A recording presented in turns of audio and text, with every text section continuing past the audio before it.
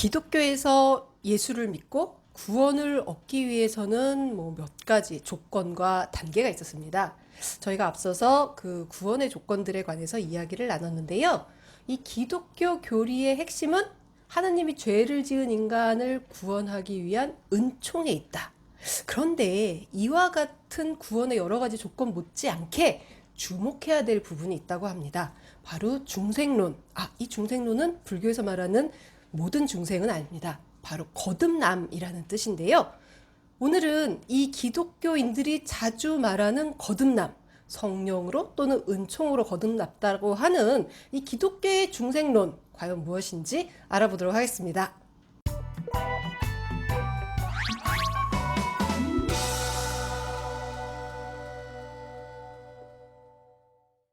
네, 저는 법보신문의 남세호 기자입니다. 오늘도 제 옆자리에는 이재열 법사입니다. 안녕하세요. 추석 지났는데도 날이 좀 덥네요. 예, 제가 오늘하고 넥타이 깨야지 냈더니 그러니까요. 아유, 덥습니다. 예, 조금 더워 보이십니다. 그런데도 오늘 이렇게 자리에 함께 해주셔서 감사합니다. 저희 오늘 재밌는 이야기 할 것 같아요. 저는 중생론 하자고 하셔서 이 기독교에도 중생이란 개념이 있나? 이렇게 생각했는데 그게 아니더라고요. 예, 많은 분들이 그냥 용어만 들으면은 네. 불교의 그 아주 자주자주 그쵸. 아주 너무 많이 등장하는 예. 중생, 그것과 같은 글자인 줄 알고 있어요. 예, 저도 그렇게 예. 생각했습니다. 이제 불교에서의 중생은 살아있는 생명들을 가리키지만 기독교에서 참 구원과 관련된 그런 용어 가운데 이 중생이라는 용어는 불교 용어는 전혀 관계가 없고 예수를 믿어서 구원을 받은 사람이 어떤 변화가 일어나죠. 인격적인 그런 변화가 일어나서 과거와는 다른 형태의 이 정신과 또 삶으로 이렇게 전개되어지게 되는 그런 계기를 이것을 중생이라고 이렇게 말하고 있습니다. 우리가 이제 기독교가 이렇게 인류사를 거의 이제 지배하다시피 한 그런 종교잖아요. 네. 그 뒷면에는 기독교에서 말하는 그 위대한 영성이 자리 잡고 있기 때문인데 그냥 뭐 하나님이 모든 거 다 해주시니까 하나님 다 하나님 믿고 살면 뭐 다 잘 살고 죽어서 구원받는다. 이런 걸로 끝나지 않고 예수를 믿었을 때 직접적으로 체험하게 되는 신앙 체험, 그죠? 그거와 함께 이런 변화가 내면에서 일어나 가지고 성경에서 말하고 있는 구원이라고 하는 것이 증명이 되지 않습니까? 증명이 됐던 그런 기독교의 이와 같은 교리 때문에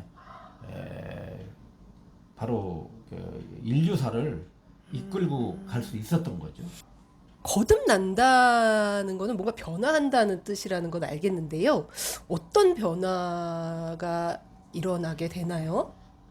이제 그들은 이제 놀라운 변화라고 말을 합니다. 놀라운 변화. 예. 예. 그 놀라운 변화라는 것은 여태까지 인간과 인간끼리 혹은 인간이 세상을 살면서 경험했던 거와는 상상도 할 수 없는 아주 경험 밖에 그런 변화라고 그래요. 경험 밖에 그러니까 변화요? 이제 일상으로 우리가 그냥 살아오는 그 일상생활로서는 도저히 경험할 수 없는 그런 놀라운 어떤 신앙적 체험이라고 볼 수가 있죠. 신앙적 체험. 그러니까 신앙적 일상에서 느끼는 저희가 뭔가 놀라워라 이런 정도의 수준이 아니라 네, 그 신앙적 체험이라고 하면 본인에게 어떤 당연히 이제 엄청난 변화를 불러일으키는 종교는 역시 이런 고등 종교의 놀랍다는 것은 외부적인 어떤 일들에 대한 부분이 아니고 자신에 대한 부분이겠죠. 자신의 내적인 변화죠. 변화. 자기 자신의 육체적 변화도 뭐 있는지는 모르겠지만 일단은 정신적 변화죠.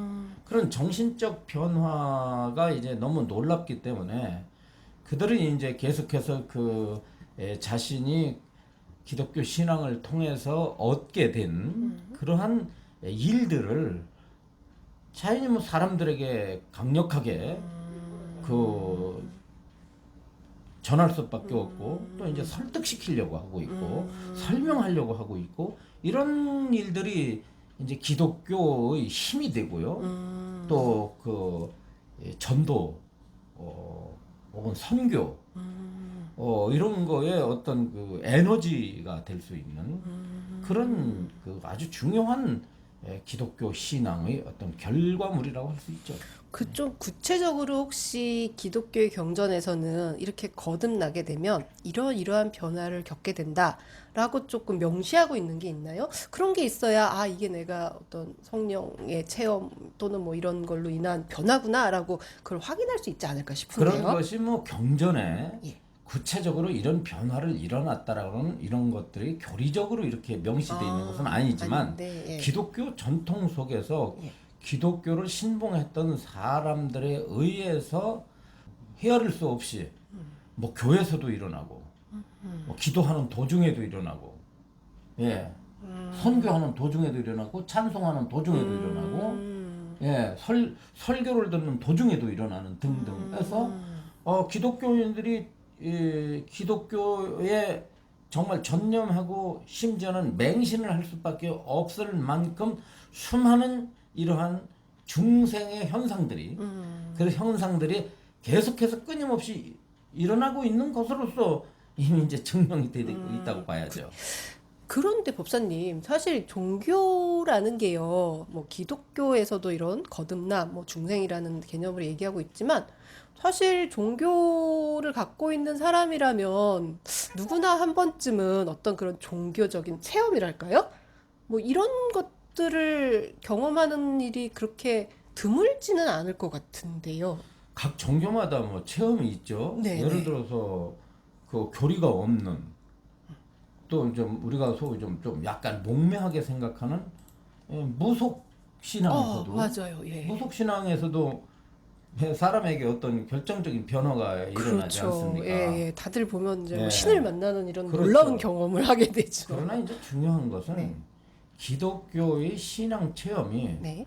성서에서 가르치는 것과 일치한다는 사실이에요. 아, 그건 어떤 내용인 거죠? 그러니까 성서 기독교를 믿음으로 말미암아 과거에 이제 기독교 입문에서 배웠던 네. 나는 죄인이라고 하는 거 그렇지 않습니까? 그리고 성령이 존재한다는 거 아, 그리고 죽어서 영생한다는 거 네. 네 이런 것들이 이런 중생을 통해서 이것이 일치된다고 보는 거예요. 아, 그런 경험을 통해서. 네, 그래서 성서의 말씀대로 내가 변화가 된다고 이렇게 보기 때문에 일반적인 신앙에서 그냥 뭐랄까 증명할 수 없는 개인적 체험과는 그 질적인 면에 있어서 다르다라고 할 수가 있죠. 먼저 이제 기독교에서 중생이라는 건 일종의 이제 변화거든요. 변화. 네, 네. 변화가 한 6가지 정도가 돼요. 6가지요? 많죠. 그러네요. 근데 이제 기독교인들도요. 네. 신앙심이 깊어도 요런 변화를 그냥 막연하게 중생했다, 거듭났다라고만 하지. 네. 그것을 이제 교리적으로 그걸 체계화시키고 있는 사람들은 잘 없어요. 심지어는 이제 기독교를 오래 공부하신 분들 혹은 신학자들 분들 또 이제 목회자 분들을 이렇게 만나서 대화를 해봐도 그 변화라는 것이 과연 몇 가지로 나눌 수 있느냐라고 하는 것에 대해서 일목요연하게 그렇게 말하는 사람은 없는데 네. 제가 이제 이 기독교 쪽으로 관심을 갖고 공부하면서 이제 이런 것들을 좀 여러 이제 책이라든가 기독교 관련된 서적들을 통해서 이제 좀 정리했다고 볼 수가 있죠. 예. 네. 법사님께서 직접 겪어본 기독교인들 그리고 기독교 관련 네. 서적을 조합해 보니 대충 한 이 정도 6가지 정도의 변화로 예, 정리가 6가지 되더라. 정도로 정리가 되고 그렇게들 아. 얘기를 하고 예, 있습니다. 예. 아, 네. 그 말씀 한번 들어볼게요. 그 6가지가 뭔지. 첫째는 뭐냐면 전인적인 변화가 일어난다고 봅니다. 전인적 변화요. 전인적 변화라는 게 인격 전체의 변화가 일어난다는 거예요. 예, 아주 그냥 싹 바뀌어 버리는 거죠. 딴 사람이 되는 예, 거예요? 완전히 혁명적인 거죠. 그러니까 아. 예, 조금 남겨두고 변화되는 게 아니라 네. 바로 그 그냥 180도 다른. 오. 그러고 보니까 이제 이런 수도 있어요. 늘 술이나 먹고 노름이나 하고 가정도 돌보지 않고 방탕하게 살던 사람이 어느 날 그 아내의 정성에 이끌려 가지고 교회를 가서 목사님을 만났는데 목사님이 그 앞에다 대고 막 눈물 흘린 기도를 하는 순간에 그 변화가 일어나 가지고 그 즉시 술을 끊고 도박을 끊고 건실한 가장이 돼 가지고 성경책 들고 교회 다닌다. 그런 얘기. 그런 일들이 많아요. 예, 저도 종종 들어봤습니다. 그렇죠. 예, 특히 영화에도 많이 나옵니다. 그렇죠. 예. 그러고 보면 어떻게 돼? 그런 사람이 하나가 나오면 그렇죠. 그러면 그냥 전 가족, 친지, 그렇죠. 친구들 전부가 다 주렁주렁 따라오지 않겠어요? 그야말로 놀라운 변화죠. 예. 세상에 걔가 교회 다니더니 그렇죠. 완전히 딴 사람이 됐어. 막 이런 예. 얘기 추석 때 식구들 모이면 하게 되죠. 그걸로 끝나지 않고 신학교 들어가서 아, 그쵸. 목사 자격 받아가지고 또 목회하고 예, 예, 예. 이거 불교에서 이거 한번 많이 생각해봐야 됩니다. 괜히 뭐 기독교 목사들 욕할 필요만은 없어요. 어쨌든 한 사람의 인간이 예. 한 사람의 그 인생이 완전히 180도 바뀐다는 거는 참 그 그렇죠. 두루두루 네. 긍정적인 일이죠. 두 번째 특징이 있습니다. 두 번째 특징은 그 전인적 변화가 즉각적으로 일어난다는 사실이에요. 아, 즉각적. 예. 한순간에 예, 그 은총을 받으면 즉각적으로 사람이 변한다고 보는 거죠. 아. 불교로 말하면 도노입니다. 도노. 아, 기독교의 구원은 도노지 점수가 아니에요. 사람이 교회 다니더니 점차로 변하는 건 이것은 중생한 게 아닙니다. 조금씩 바뀌는 예. 게 아니라 그러니까 어떻게 되냐면 그런데 갑자기 그냥 어제 아침 먹던 아니 조그맣게 아침 먹었을 때의 사람하고 교회 갔다 와가지고 점심 먹을 때 사람하고 완전히 바뀌어 버리는 이건 정말 놀라운 변화네요. 몰라요. 예, 놀랍다고. 예. 이런 것을 불교가 알고 있어야 돼요. 기독교의 영성에 대해서 알고 있어야 됩니다. 저희가 생각한 것처럼 막연히 그냥 뭐 어떤 예, 막연한 뭐 그런 개념만이라고 예. 치부하기에는 실질적으로 나타나는 현상들이 예. 굉장히 구체적이다. 그래서 그 기독교 목회자도 아닌데 길에서 전도하는 사람들 있잖아요. 아, 예. 그러니까 노방 전도하는 사람들 있지 않습니까? 네네. 뭐 역 같은데 뭐 서울역 가고 예, 영등포역 막 이렇게 가고 뭐 하고 청량역 가고 서울에 있는 예, 주 여기 예. 가보면 두세 사람이 여지없이 이거 예? 옛날에는 북도 치고 막 스피커폰 들고서 예. 뭐 예수하라 예수 믿고 뭐 저 거듭나라느니 구원받으라느니 불신지옥 예수 천국 이렇게 돌아다니는 사람들이 거의 그런 체험에 중생의 혹은 체험을 체험과 연결된 사람들이다. 즉각적이다. 이것도 예. 참 놀랍네요. 놀랍습니다. 또 어떤 게 있나요? 이것이 뭐냐면 세 번째가 이것이 이제 이적적이라는 거예요. 이적적이요? 이적적이라는 것은 예. 기적과 같다. 그러니까 도대체 사람으로서는 잘 설명이 안 되는.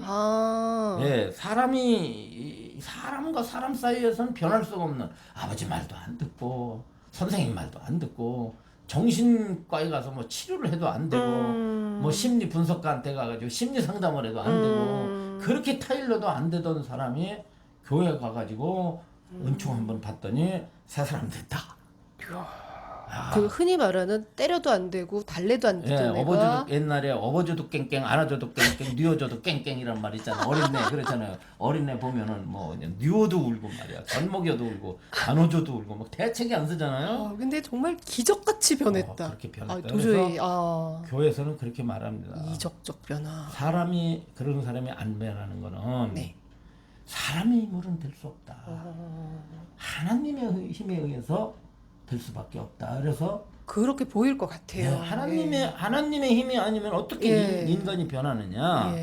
그래서 인간은 인간을 변화시킬 수가 없고 하나님의 뜻에 의해서만이 인간이 변할 수 있다라고 보는 게 그게 이제 기독교의 바로 중생론과 연관이 되어진 여러 가지 이야기다. 볼 수 있는 점점 거죠. 설득이 돼가고 있는 것 같은데요. 이게 더 이제 있나요? 네 번째는 뭐냐면 잠재 의식의 변화까지 일어난다는 거예요. 잠재 의식의 변화요? 잠재 의식의 변화. 이건 본인도 모르는 어떤 잠재 의식. 잠재 의식이 다른 게 아니지. 잠재 의식 속에 인간의 죄악이 숨어 있으니까. 아, 기독교적 관점에서 보면 그러니까 예. 그러니까 겉에서만 이렇게 겉의식만 변하는 게 아니라 예. 잠재 의식. 그러니까 이제 심리학으로 말하면 무의식이에요. 예. 무의식은 변화되기가 대단히 어렵다라고 보거든요. 이 네, 심리학에서는요. 네. 그렇잖아요. 예. 그것은 자기 자신도 모르는 의식이기 네, 때문에. 맞습니다. 그런데 이제 이건 뭐 기독교 교리의 어떤 하나의 선전하기 위한 방식인지는 몰라요. 네. 선전하기 위한 기독교 교리의 우수성, 그 말하자면 구원과 중생론의 어떤 의대성을 사람들한테 설명하려고 할지는 모르지만 아무튼 그렇게 주장을 하고 있더라고요. 네. 잠재 의식까지 의식이 변화시킨다. 모든 의식이 변화된다. 예. 그렇게 되는 거죠. 다섯 번째는 뭐냐면 이것은 불가항력적이다. 불가항력적인 건 막을 수 없는 일이다. 왜 막을 수 없는? 하나님이 하시는 일인데 어떻게 인간이 막느냐. 예. 누구도 하나님께서 사람을 변화시키려고 마음을 잡수시고 마음이라고 얘기하지만 뜻을 세우시고 변화를 딱 주면은 그것은 세상 어떤 것도 막지 못한다는 불가항력적 중생이에요. 재밌죠? 재밌는데요. 마지막으로 여섯 번째는 뭐냐면 영구적 변화입니다. 영구적 변화다. 영구적이다. 다시는 돌아가지 않는다. 않는다. 다시는 더 이상 타락하지 않는다는 거죠. 그러니까 인격이 다시 퇴락을 해서 어떤 다시 예전으로 돌아가는 일은 잘못된 없다. 사람이 중생을 했는데 나중에 다시 근데 예수 안 믿어도 그렇게 예수를 안 믿을 수가 없겠죠? 중생처럼 했는데. 그러겠죠. 예, 이런 경험을 그래서 겪고 나면 스스로도 죽을 때까지 그 인격이 유지되고 그리고 나서 죽고 나서 천국에 가서도 그 영혼이 구원받기 때문에 중생한 상태로서 바로 영원히 영생한다는 그런 교리가 바로 그것이 중생론입니다. 이야, 놀라운 일인데. 놀랍죠. 이거는 아까도 얘기했지만 그 불교인들을 알아야 돼요. 알고서 그 다음에 불교를 알아야 됩니다. 그런데 불교인들이 이걸 모르다 보니까 불교 다니다가 옆에 사람이 기독교 같은 걸 기독교를 믿다가 이런 변화를 일으키는 거 보면은 교회 쪽으로 가고 싶겠어요? 안 가고 싶겠어요? 그러니까요. 가고 싶잖아요. 그러니까요. 이게 어느 날 어느 집 남편이 옆집 사는 맨날 술 먹고 집에 안 들어오고 와서 싸우고 이러던 남편이 어느 날 교회 갔는데 갑자기 사람이 확 바뀌어가지고는 세상 성실하고 건실한 가장이 됐다. 야, 이러면 우리 남편도 교회 보내야 되는 거 아니야? 이런 생각 자연스럽게 하지 않을까 당연하죠. 싶어요. 잘못하면 절에 가면은 전생 업장이라고 말을 하고 업을 닦기 위해서 부처님 앞에서 참회기도 하라고 하고 그렇잖아. 아니면 조상과 무슨 관련이 있다라서 천도제 시키려고 그러고 뭐 그런 얘기 있잖아요. 이건 뭐 좀 불교 비판하는 건 아니지만 불교에서 왕왕 그런 일이 있습니다. 뭐 집안이 힘들 일이 있으면 뭐 조상 탓할 수가 있어서 뭐 전도제 하라는 동 아니면 무슨 보살이 무슨 전생에 진 업장이 붙었기 때문에 이런 남편 만났으니까 그 남편 미워하지 말고 전생 참회기도 하라고 해가지고 뭐 천배시키고 이런 수 많잖아요. 근데 이 오늘 중생론을 보면 전인적이고 즉각적이고 또 이적적이고 잠재의식까지 변화시키고 불가항력적이다. 이렇다면 정말 삶을 완전히 변화시키는 어떤 계기인데 불교에서 말하는 아까 잠깐 말씀하셨지만 또 도노라는 개념하고 이게 이렇게 좀 매칭을 시켜서 이 역시 어떤 깨달음과 같은 개념이다라고 저희가 이해할 수도 있는 거 아닐까라는 생각이 드는데요. 어떨까요? 많은 사람들은 이제 어떻게 또 이제 오해를 하느냐 하면 네. 결과적으로 그렇게 변화가 일어났으면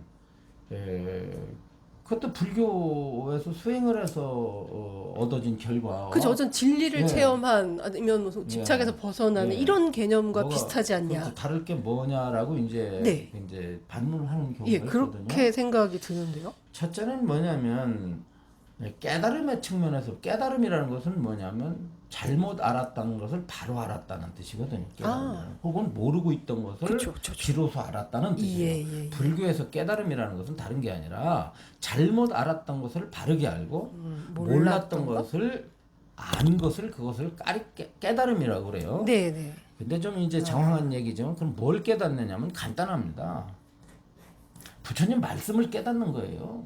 부처님 말씀을 예, 부처님 말씀을 깨닫는 걸 깨달음이라고 해요. 불교에서는. 어렵게 생각할 거 하나도 없습니다. 네. 그럼 부처님 말씀 가운데 핵심적인 가르침 있잖아요.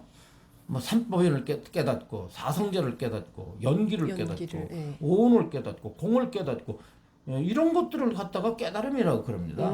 그렇죠. 그러나 깨달았다고 해서 그것이 부처님이 경지가 된 건 아니에요. 왜냐하면 그래요. 가장 중요한 것은 뭐냐면 깨달음이 깨달았다고 한다면 뭐가 있어요? 그러면 어느 쪽으로 가야 돼? 열반 쪽으로 가야 됩니다. 그렇죠. 예. 부처님 가르침을 내가 이해하고 세상을 부처님 가르침 입장에서 깨달았다고 그래서 그 사람의 인격이 변합니까? 탐진치가 사라집니까? 그래서 탐진치를 버리는 수행은 따로 해야 돼요. 다시 말하면 어떻게 되냐면 진리를 깨닫는 것과 행복하고는 차이가 있어요. 이건 앞으로 제가 이제 틈이 있으면 말하겠지만 네. 많은 사람들은 깨달으면 모든 게 다 된다고 착각을 해요. 그러면 아까 말씀하셨듯이 기독교에서 말하는 이런 중생의 거듭남의 즉각적인 이런 변화와는 다르다라는 이제 뭘 이제 말씀을 드리고 싶으냐면 일단 결론부터 말씀드리면 네. 불교에서 볼 땐 아무리 이런 그 중생을 사무치게 중생의 체험을 했다 할지라도 네. 불교의 관점에서 볼 땐 미완성입니다. 미완성이요. 네. 전인적이고 즉각적이고 이적적이고 잠재의식의 변화까지 일으키는 불가항력적 영구적 변화인데 미완성이에요? 네, 미완성입니다. 깨달음이 없기 때문인가요? 아니요. 그럼요. 번뇌를 타파하지 못했기 때문에. 번뇌. 가래에서 벗어나지 못했기 때문에. 중생이 받는 모든 고통의 원인은 낄레샤예요. 낄레샤. 번뇌라고 그래요. 번뇌. 예, 번뇌입니다. 그런데 이 번뇌가 이제 84,000 번뇌라고 하잖아요. 네, 너무 네. 많기 때문에. 그러나 네. 그 84,000 번뇌는 단 하나 가래에 의해서 일어납니다. 예, 가래라고 예. 하는 번뇌가 수만 가지로 새끼친 것이 이제 84,000 번뇌인데 그 가래 할 때 그 애자가 있지 않습니까? 갈애. 네네. 그 애거든요. 그 땅하라고 그러는데 참. 그 애가 3종의 애를 수반하고 있어요. 이게 또 세 가지예요. 예, 그게 뭐냐면 첫째가 유애입니다. 유예요. 유애 그는 뭐냐면 나는 존재해야 된다는 본능이에요. 예. 나는 존재해야 돼. 그러면 기독교에서 영상하고 싶어 하지 않습니까? 구원 그러네요. 받고 나서도 자 중생을 하고 나서 하나님 나라에 가고 싶어요. 계속 하나님 만나고 싶고 천국에 가서 안 죽고 싶어요. 그렇죠. 거기서 영원히 살겠다는 게 목표니까요. 그게 뭐예요? 삶에 대한 끝없이 존재하고자 하는 그렇죠. 욕망. 존재 욕망 못 끊었어요. 예, 그러네요. 그렇죠. 예, 존재하고자 하는 번뇌 못 예, 끊었어요. 예. 두 번째가 뭐냐면 요괴예요. 요게요. 예, 욕망할 때 요괴. 요괴는 뭐냐면 살기는 살되 감각적으로 행복하게 살자, 즐기면서 살자. 그러면 천당을 왜 가려고 그래요? 그 젖과 꿀이 흐른다라는 게 사실은 어떤 천국 가면은 끊임없이 즐기고 즐거운. 예, 천국 가면 없는 게 없지 않습니까? 음. 예, 이 금생에서 인간 현실에서 경험해보지 못한 즐거움. 온갖 락이 천국에 존재한다고 존재한다. 한다면 왜 가고 싶어요? 거기가 여기보다 낫기 때문에 가고자 하거든요. 그러면 요게에 집착을 해요. 그러네요. 그렇죠? 예. 그리고 예. 세 번째가 뭐냐면 무유예요. 무유에는 무유예. 뭐냐면 존재하지 말았으면 하는 그 번뇌예요. 존재하지 말았으면 하고 바라는 거예요. 내가 싫은 거. 예, 싫은 거. 저놈 없었으면 좋겠다. 저런 일 없었으면 좋겠다. 저런 걸 안 봤으면 좋겠다. 예. 결국 싫어하는 예, 마음, 미워하는 그렇죠. 마음. 밀어내는 거죠. 예, 그런 마음이네요. 인간의 구조를 보니까 인간의 온 안에 바로 이와 같은 유해와 요괴와 무유애라고 하는 3종의 번뇌가 깃들어져 있다. 그걸 가래라고 했던 겁니다. 3종 가래. 네. 그것이 제거된 게 열반이에요. 그것이 그 열반의 상태에 들어간 것이 이걸 갖다 정멸우일학이라고 말했습니다. 정멸우일학이다. 그래서 락 행복한 거죠. 고요하게 행복하다. 행복하긴 행복한데 시끄럽게 행복한 게 아니라 중생의 행복이라는 건 시끄럽게 행복해요. 끊임없이 존재해야 되고 네, 즐거워야 그렇죠. 되고 미운 거 안 봐야 되고 없애야 되고. 그렇지. 그런데 기독교에서 전인적 변화가 있고 대기를 즉각적 변화가 그렇긴 일어났건 하네요. 예. 관계없이 하지만 여전히 예, 3종 번뇌는 그대로네요. 면할 수 없다. 이게 있는 한 그렇죠. 가래는 그래서 계속 그렇습니다. 어떤 번뇌는 계속 일어나고 결국 불교에서 얘기하는 궁극적 깨달음 그리고 거기서 한 발 더 나아가는 열반의 경지와는 여전히 84,000이 떨어져 있는. 그렇죠. 그래서 불법에서는 기독교의 이와 같은 것들 이 어떤 중생의 하고 체험이 또 이것이 불가항력적이라고 말을 하죠. 기독교에서는 예. 불가항력적이라고 말하는데 이런 것들은 기독교를 믿지 않아도 수행을 하다 보면은 나타나는 자신의 힘이다라고 보는 거죠. 그 자체가 어떤 하느님의 뜻에 의한 불가항력적 진행이 아니라 그렇죠. 스스로 일으킬 수 있는. 그러니까 인간이 스스로 노력에 의해서 얼마든지 도달할 수 있는 것을 기독교인들은 마치 하나님에 의해서만이 이런 것들이 주어질 수 있다라고 하는 착각을 하는 거죠. 왜? 그 교리에 휩싸여서. 그 교리 안에서. 예. 그래서 이제 불교에서는 이제 이 기독교의 요 같은 7가지, 6가지 변화가요. 불교에서는 크게 3가지 변화로 말을 할 수가 있습니다. 예. 첫째는 뭐냐면 물론 인격적 변화가 일어나죠. 네. 인격적 변화가 100%로 일어납니다. 왜냐하면 탐진치가 없어지고 번뇌가 없어지니까. 이 수행하는 과정을 통해서. 그렇죠. 완전 전인적 변화가 일어나고 그리고 불교 역시도 2가지 길이 있습니다. 점차적으로 수행해서 변화되는 과정이 있고 즉각적인 변화가 일어날 수도 있어요. 즉각적일 수도 있고 점차적일 수도 있다. 그렇죠. 즉각적이라는 것은 부처님 말씀을 듣고 깨닫는 순간에 마음속에 있는 3가지의 번뇌가 그냥 사라져 버려요. 그 부처님 생애에 보면은 말씀을 듣고 그 자리에서 즉각 아라한과를 아라한과를 얻은 게 그렇습니다. 그런 수행자들. 아라한과라는 것은 바로 모든 번뇌가 멸진된 거거든요.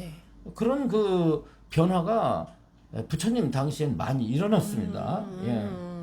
그리고 이제 이것은 결코 이적적이지 않다. 왜냐하면 사람에 의해서 스스로의 수행에 의해서 도달되는 거기 때문에 이적적인 것도 아니고 수행을 하면 얼마든지 어디서나 누구에게서나 일어날 수 있으므로 이것은 그냥 수행을 안 해서 그렇지 보편적인 일일 수도 있다고 보는 것이죠. 인간의 힘에 의해 가능한 것이다. 누구에게나 가능한 것이다. 그렇습니다. 그리고 이거 불교는 그 차원에 따라서 말하자면 이 3종의 불교에서 말하는 그 3종의 번뇌, 유해와 요괴와 무유해라고 하는 것이 3종 번뇌를 닦아 들어가는데 즉각적으로 완전히 그것이 제거되는 경우도 있지만 점차적으로 제거되겠죠.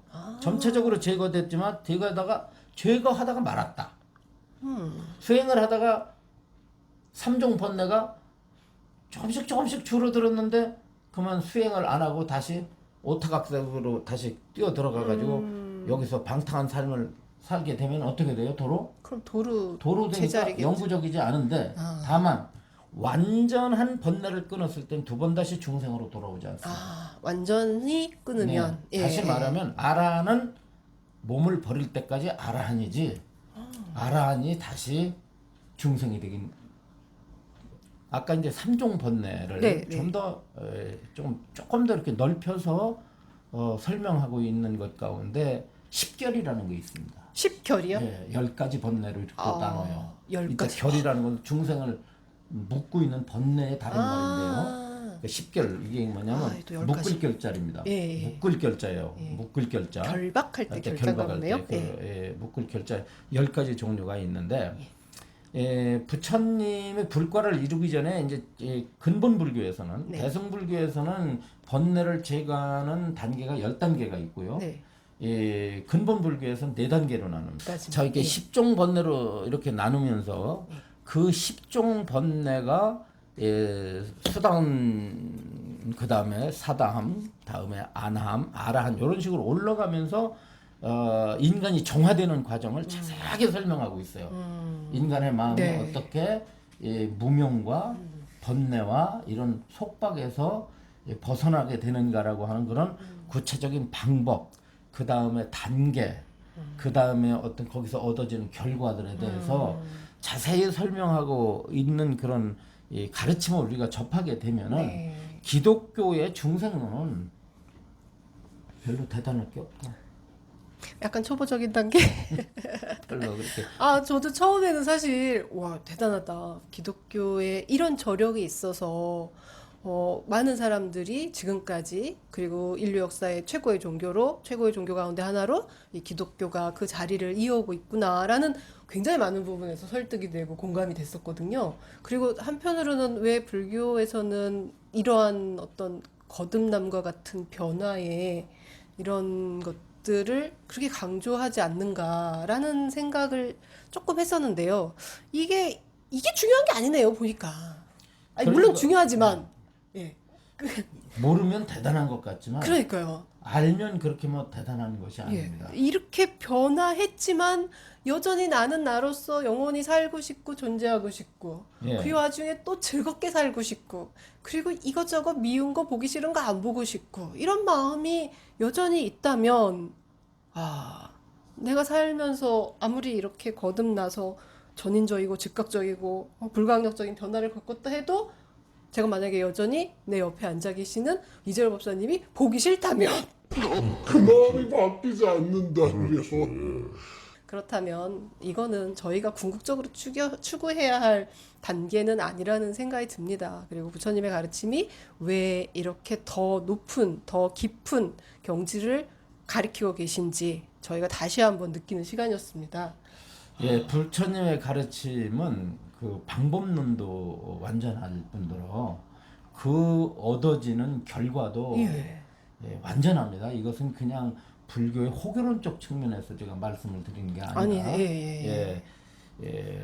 부처님이 설하신 대로 그대로 그 결과를 얻게 되어 있어요. 그러니까 우리 불자님들 자꾸 옆에 있는 기독교 교리에서 기독교 믿으신 분들이 기독교의 변화를 말씀하신다 할지라도 여러분들 흔들리시지 말고 부처님 가르침을 좀 더 확실하게 공부하고 실천할 수 있는 그런 불자들이 되시기를 제가 좀 바람하지 않습니다. 네, 저희의 목표는 가래, 번뇌로부터 영원히 벗어나는 겁니다.